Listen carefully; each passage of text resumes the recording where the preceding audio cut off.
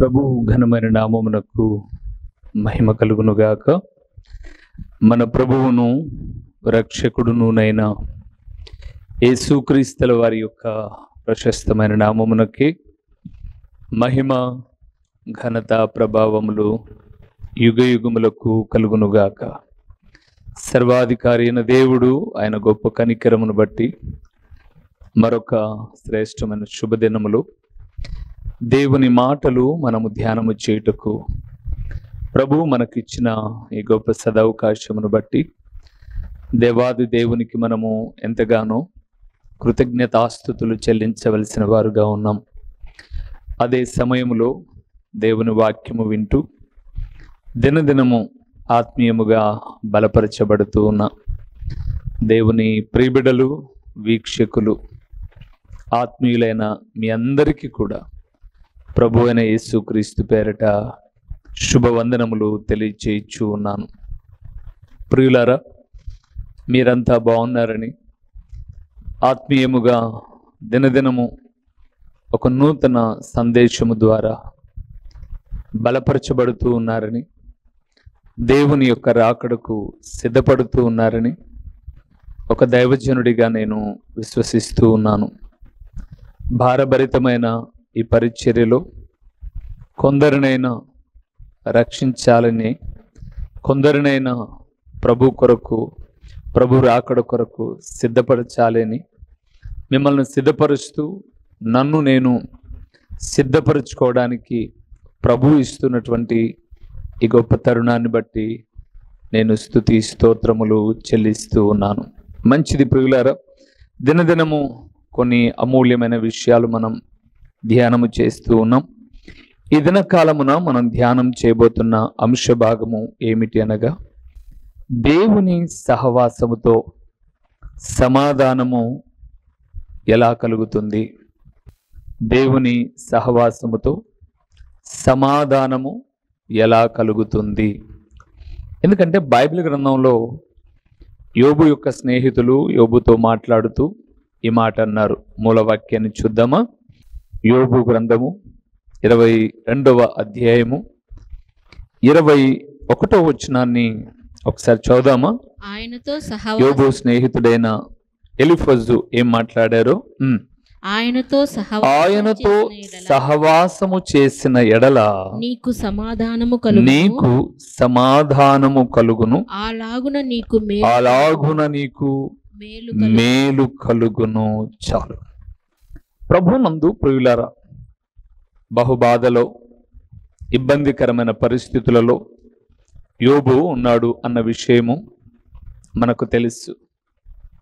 పిల్లలను, ఆస్తిని, వెనువెంట ఉండవలసిన భార్య కూడా ఒక విపరీతమైన ధోరణితో, ఇంకా దేవుడు అంటావేంటి, ఆ దేవుణ్ణి దూషించి చచ్చిపో అనే మాట మాట్లాడింది.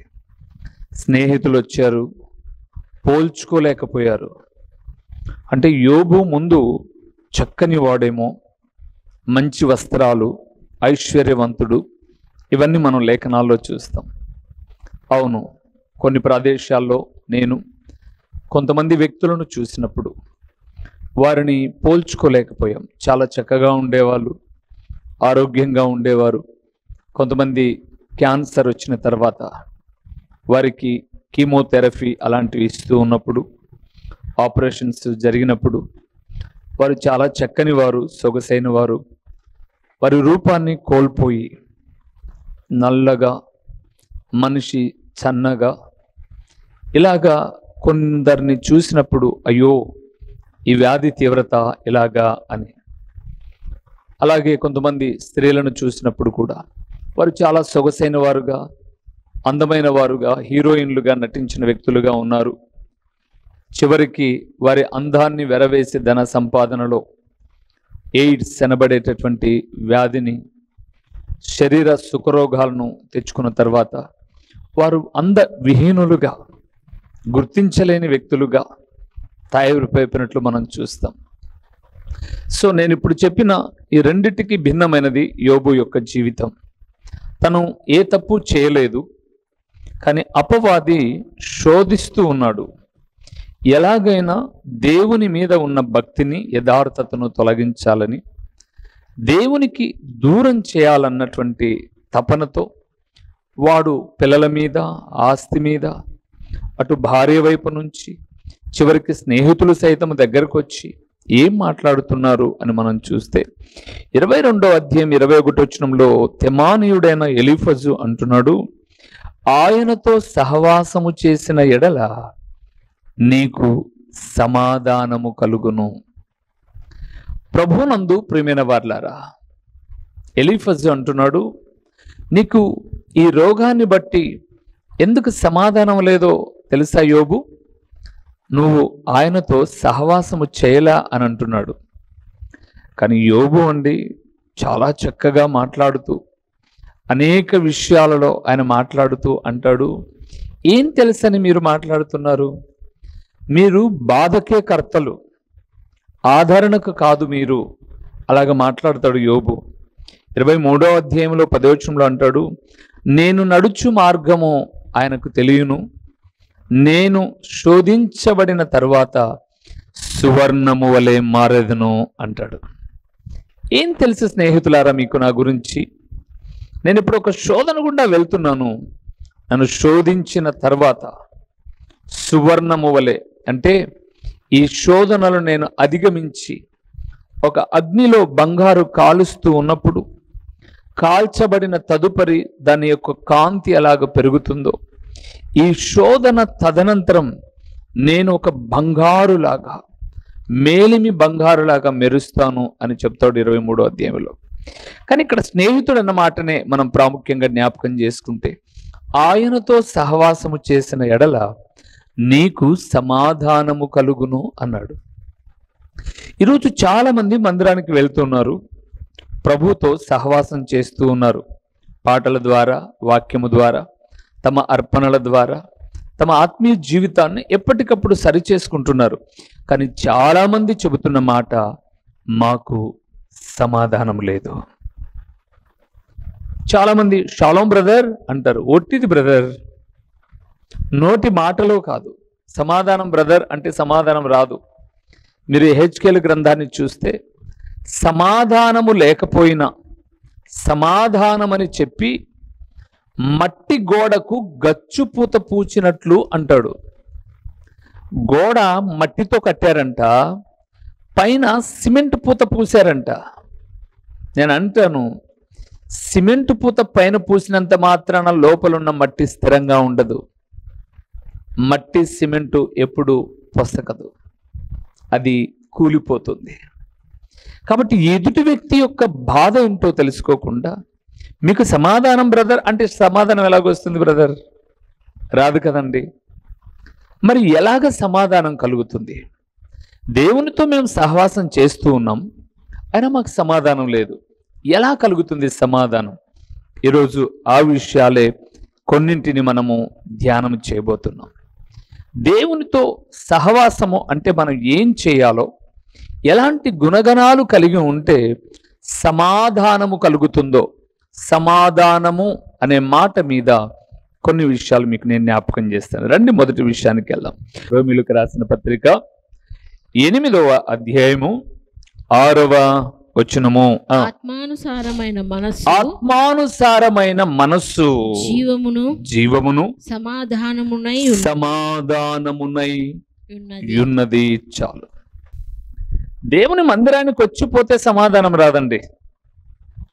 పాటలు పాడితే సమాధానం రాదు, లేదా నాలాగా వాక్యం చెప్తే సమాధానం కలగదు, విలువైన అర్పణ అందిస్తే సమాధానం కలగదు. దేవుని వాక్యం చెప్పినట్టు చేయాలి. తెమానీయుడైన ఎలీఫజు 22వ అధ్యాయం యోబు గ్రంథం 21వ వచనంలో ఆయనతో సహవాసం చేసినడల నీకు సమాధానము కలుగును, అలాగును నీకు మేలు కలుగును అన్నాడు. ఇప్పుడు యోబుకు సమాధానం లేదు అక్కడ వాస్తవంగా. మరి మనకు ఎలాగ సమాధానం కలుగుతుంది? ఇదిగో మొదటి విషయాన్ని జ్ఞాపకం చేస్తున్నాను. రోమీయులకు రాసిన పత్రిక 8:6 అన్నాడు, ఆత్మానుసారమైన మనస్సు జీవమును సమాధానమునై ఉన్నది. ఒకరికి సమాధానము కలగాలి అనంటే మందిరమునకు వచ్చిపోవడం కాదు ప్రియులారా. మందిరములో ఉన్న లేదా మందిర సహవాసాన్ని కలిగి దేవునితో సహవాసం చేస్తున్న మనము ఆత్మానుసారమైన మనస్సు కలిగి ఉండాలి. అంటే శరీరమునకు భిన్నమైన యోచనలు. శరీరము సంఘములో అధికారం కోరుకుంటుందా, ఆధిపత్యం కోరుకుంటుందా, లేకపోతే ఏం కోరుకుంటుంది? శరీరానుసారముగా ఏది కోరుకున్నా అది జీవము కాదు, సమాధానము కాదు. ఉదాహరణకు మీకు అర్థం కావడానికి బైబిల్ గ్రంథంలో గలతీయులకు రాసిన పత్రిక తర్వాత చదవండి, 5వ అధ్యాయము 19 నుంచి లేదా 17 నుంచి 22 వరకు చదవండి చాలు. దానిలో శరీరానుసారమైనటువంటి మనస్సు ఉంది, ఆత్మానుసారమైనటువంటి మనస్సు ఉంది. అందుకే శరీర కార్యములు స్పష్టమై ఉన్నవి అన్నాడు, ఆత్మ ఫలమేమనగా అన్నాడు. ఇప్పుడు ఇక్కడేమంటున్నాడు? 5వ వచనంలో శరీరానుసారులు శరీర విషయముల మీద మనస్సునుంతురు, ఆత్మానుసారములు ఆత్మ విషయముల మీద మనస్సునుంతురు. శరీరానుసారమైన మనస్సు మరణము, ఆత్మానుసారమైన మనస్సు జీవమును సమాధానము అన్నాడు. రోమిలకు రాసిన పత్రిక 8:5-6. ఇప్పుడు శరీరేచ్ఛలు మనలో ఉంటే నువ్వు మందిరంలో ఉన్న, వాక్యం చెప్పిన, పాట పాడిన, కానుక అర్పించిన శరీరానుసారులు ఎప్పుడు శరీరముల మీద మనస్సు నుంచుతారు. కాబట్టి వారి జీవితములో సహవాసములో ఉన్నారన్న పేరే తప్ప వారికి సమాధానము కలుగదు. ఈరోజు ఈ మాట వింటున్న దేవుని కుమారుడా, ఈరోజు నేను ఒక వివాహానికి వెళ్ళాను, ఒక వివాహ వేడుకకు వెళ్ళాను. అక్కడ ఒక అమ్మాయి పాట పాడుతూ ఉంది. పాస్టర్ గారిని అడిగి ఒక స్పెషల్ సాంగ్ అని అడిగి ఆ పెళ్లిలో ఒక ప్రత్యేకమైన పాట పాడుతుంది. ఆ అమ్మాయి పాడిన పాట ఎంత అద్భుతకరమైన పాట అంటే, చాలా చక్కటి మృదు మధురమైన ఉన్నతమైన పరలోకమును గూర్చి రాయబడిన సంగతులతో కూడిన పాట. నూతన యెరూషలేం వధువు సంఘమును కోరుకుంటుంది, ఆమె పవిత్రురాలైన కన్యకగా తన్ను తాను పరిశుద్ధతతో అలంకరించుకోవాలి అని పాట పాడుతుంది. మీరు అది ఓసన్న గారి పాటల్లో ఒక పాట అనుకుంటాను. మీరు ఆ పాటను వినండి, లేదా ఆ పాటను ఒకసారి ఆ యొక్క చరణాలు చూడండి. చాలా పరలోకమును గురించి తపన కలిగిన పాట. అక్కడ అలంకరణ అనేది చాలా ప్రాముఖ్యంగా ప్రభు మెచ్చే అలంకరణ అని చెబుతూ ఉంది వధువు సంఘము. ఈ పాట పాడే అమ్మాయి మాత్రం చెప్పుల దగ్గర నుంచి చంపపిన్నుల వరకు టోటల్ మ్యాచింగ్ ఒకటైతే, రెండవది నేను అడిగాను, నువ్వు బ్యాప్టిజం తీసుకున్నావమ్మా, రక్షించబడ్డావా అని. రక్షించబడాల అమ్మాయి. వధువు సంఘము ప్రభు కొరకు సిద్ధపడాలని పాట పాడుతుంది, తనకేమీ లేదు, సిద్ధపడలేదు. ఈరోజు చాలా మంది ప్రసంగాలు చేస్తున్నారు, ప్రసంగాలు కూడా చేస్తూ ఉన్నారు, రక్షణ లేకోకుండా. ఇది శరీరానుసారమైన మనస్సు. తను పాడుతుంటే ఒకరు ఇమీడియట్గా ఫోన్ ఆన్ చేసి యూట్యూబ్లోనికి లైవ్ ఇచ్చేశారు వాళ్ళు. ఈ అమ్మాయి పాడే పాటలు వెంటనే యూట్యూబ్లో పెట్టడం, ఇక్కడ పాడగానే మైక్ ఆడ పెట్టేసి టకటకటకటకల్లో అక్కడికి వెళ్ళేసి ఫోన్ తీసుకొని నేను పాడుతుంటే ఎవరైనా లైక్ కొట్టారా అని చూసేసుకుంటుంది. శరీరానుసారులు ఎప్పుడు కూడా ప్రియులారా ఇతరుల పొగడ్తలను కోరుకుంటారు, ఇతరులు పొగడాలి అని కోరుకుంటారు. ఆత్మానుసారులు ప్రభు మెచ్చుకోవాలని కోరుకుంటారు. అర్థమైందా? ఒక చిన్న ఉదాహరణ, ఎవరినో ఏదో ఇది చేయాలని కాదు, కానీ ఈరోజు శరీరానుసారమైన మనస్సుకు ఆత్మానుసారమైన మనస్సుకు ఉన్న తేడా ఇదే ప్రియులారా. శరీరానుసారులు ఎప్పుడు పొగడ్తల మీదనే తమ జీవితాలను కట్టుకుంటారు. ఆత్మానుసారులు ప్రభు మెచ్చుకోవాలని, ప్రభు ఎదుట తమ ఆత్మను ఎప్పటికప్పుడు సరిదిద్దుకుంటారు. అందుకే మొదటి విషయాన్ని జ్ఞాపకం చేస్తున్నాను. ఆయనతో సహవాసం చేసిన యెడల సమాధానం ఎలా కలుగుతుంది అని అంటే ఆత్మానుసారమైన మనస్సు కలిగి ఉండుట ద్వారా. రెండవది ఎలాగ సమాధానం కలుగుతుందో చూద్దామా. కొరింథీయులకు రాసిన 2వ పత్రిక 13వ అధ్యాయము సమాధానం 11వ వచనాన్ని చూద్దాం. కొరింథీయులకు రాసిన 2వ పత్రిక 13-11వ వచనం. తుదకు సహోదరులారా సంతోషించుడి, సంపూర్ణులైయుండుడి, ఆదరణ కలిగి ఉండుడి, ఏక మనస్సు గలవారై ఉండుడి, సమాధానముగా ఉండుడి. ప్రేమ సమాధానములకు కర్తయగు దేవుడు మీకు తోడై ఉండును. చాలు ప్రియులారా. రెండవది ఐక్యత. ఏక మనస్సు గలవారు సమాధానాన్ని కలిగి ఉంటారు. ఎక్కడ? ఏక మనస్సు. సంఘములో, కుటుంబములో, చాలా ప్రాముఖ్యంగా సంఘములో. నేను జ్ఞాపకం చేస్తాను, ఈరోజు సంఘములో ఏక మనస్సు లేదు. ఎలాగో మీకు చెప్తాను. చిన్న ఉదాహరణ. ఆరాధన సమయము ఒక్కొక్క చర్చికి ఒక్కొక్క టైమింగ్. ఫర్ ఎగ్జాంపుల్ ఇప్పుడు మేమున్నాం పులివెందల్లో. మేమున్న మందిరంలో ఆదివారపు ఆరాధన సమయము 9 గంటలకు. నేను సంఘానికి ప్రతి వారం కూడా చేసే ఒక ప్రాముఖ్యమైన ప్రకటన ఏదైనా ఉంటే 8:50కి వచ్చేయండి. ప్రారంభ ప్రార్థన కన్నా ఒక 10 నిమిషాలు ముందు రండి. నేను ఒక్క నిమిషం కూడా ముందుకు వెళ్ళనివ్వండి. ఎగ్జాక్ట్లీ 9 అంటే ఎవరు ఉన్నారు లేకపోయినా 9కి ప్రారంభ ప్రార్థన చేసేస్తాను, మొదలు పెట్టేస్తాను. ఇప్పుడు కొంతమంది ఏం చేస్తారంటే 9కి ఆరాధన అంటే 8:50కి రండి, ముందే వచ్చి వారమంతా దేవుని కాపుదల కొరకు, భద్రత కొరకు ప్రార్థన చేసుకొని ఎంచక్కా ప్రభు సన్నిధానంలో ఒక 10 నిమిషాలు ప్రార్థన చేసుకొని ప్రారంభ ప్రార్థన నుంచి ముగింపు ప్రార్థన వరకు అని నేను చెప్తాను. మా వాళ్ళు ఏం చేస్తారంటే ప్రారంభ ప్రార్థనకు రారు.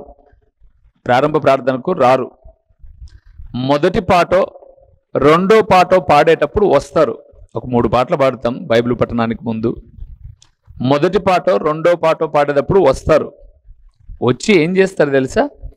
అందరూ పాట పుస్తకం తీసి పాటలు పాడుతుంటే వీళ్ళు నిలువు మోకాళ్ళు వేసి ప్రార్థన చేస్తారు.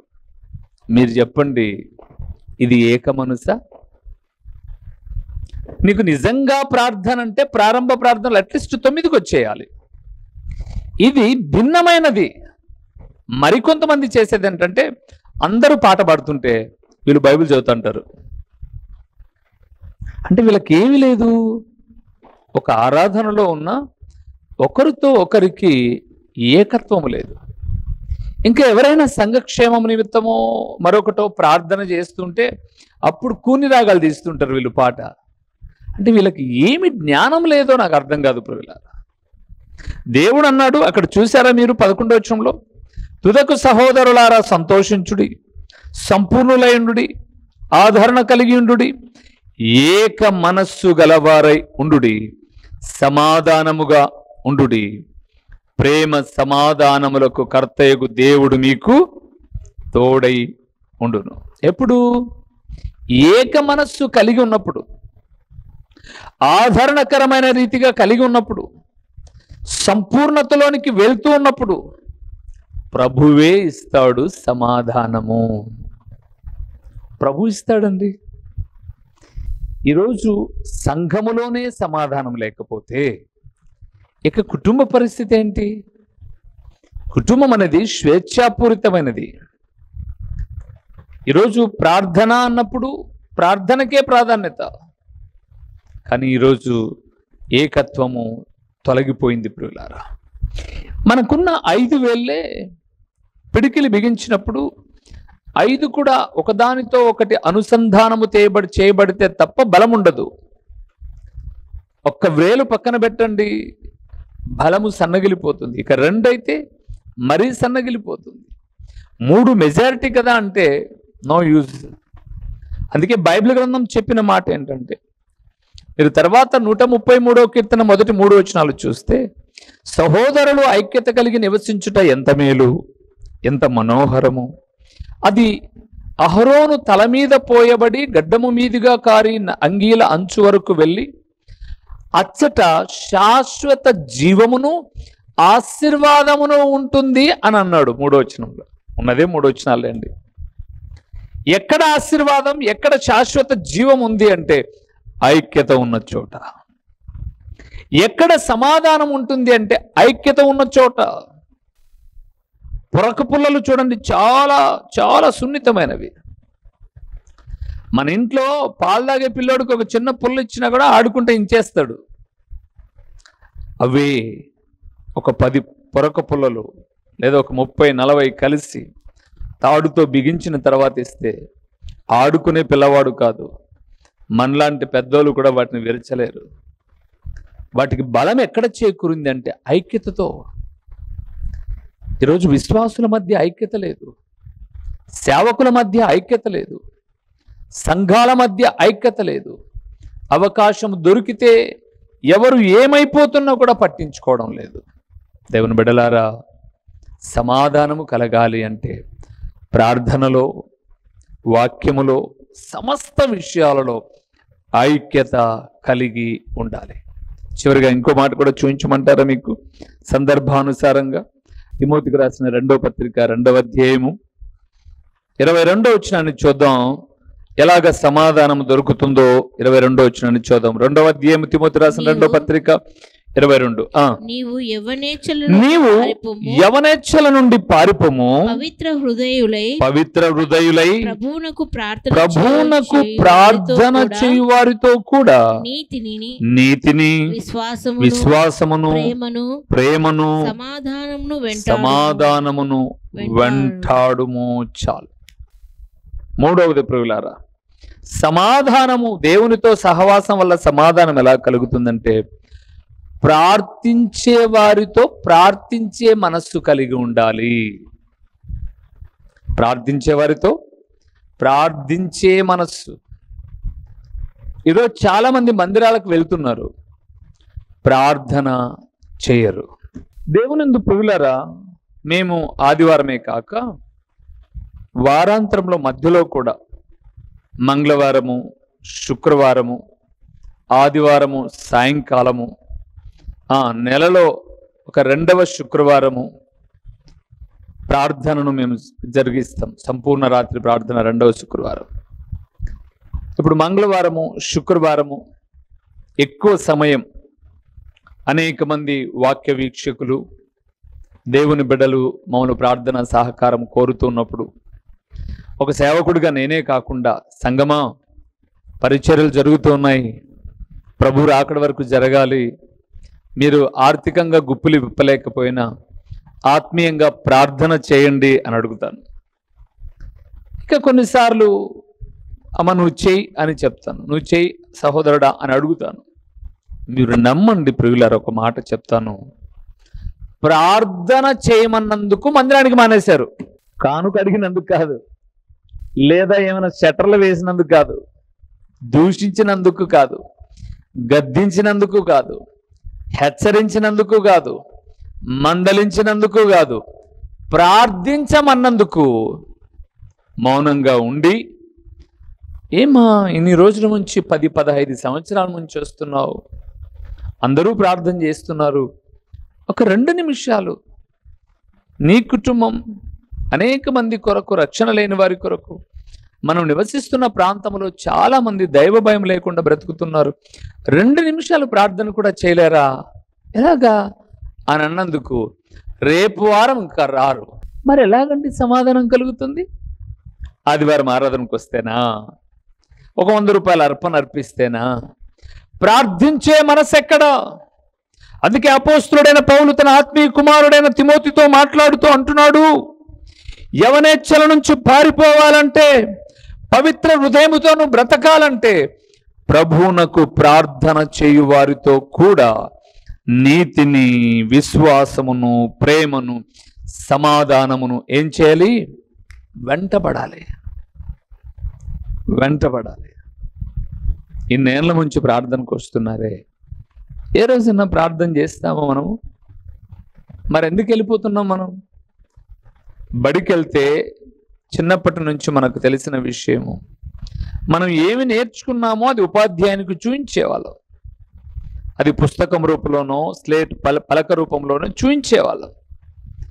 ఉపాధ్యాయుడు ప్రశంసించి ఇట్లా కాదు ఇట్లా అని చెబితే మనం ఒక్కొక్క మెట్టు ఎదుగుతూ చదువులో ముందుకెళ్ళాం.